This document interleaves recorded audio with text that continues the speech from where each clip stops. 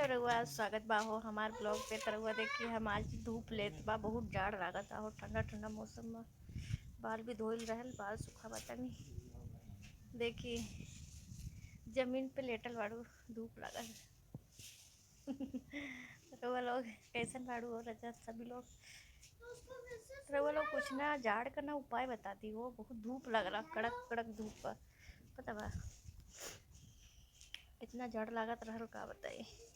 कुछ उपाय बता दा हो जेकरा जेकरा का गर्मी गर्मी बा हो तो बता दो। हमारे अंदर भी गर्मी बा, लेकिन का बताइए अकेले का कुछ काम में नहीं है। रउआ लोग देखिए इतना धूप लागल रहा लो, चेहरा देखिए आँख बंद हो गई। रउआ लोग तोहरा लोगन का देखिए हम आज साड़ी पहनल रहे। साड़ी देखिए हमारे साड़ी में कैसे लागत रहा हम।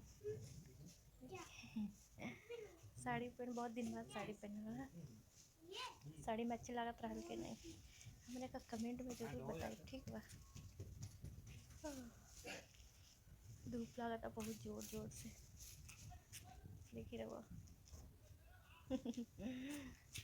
का करी और रजा अकेले अकेले का करी, अकेले बढ़ल बाड़ू। तोहरा लोगन से बोला ताड़ू कि हमार वीडियो को ज़्यादा से ज़्यादा शेयर करी, जेकरा का हमरा से बात करे के बा तो आई आवा हो, सुत जाई हो रजा बगल में, बड़ा मान करता हो रजा, क्या बताई।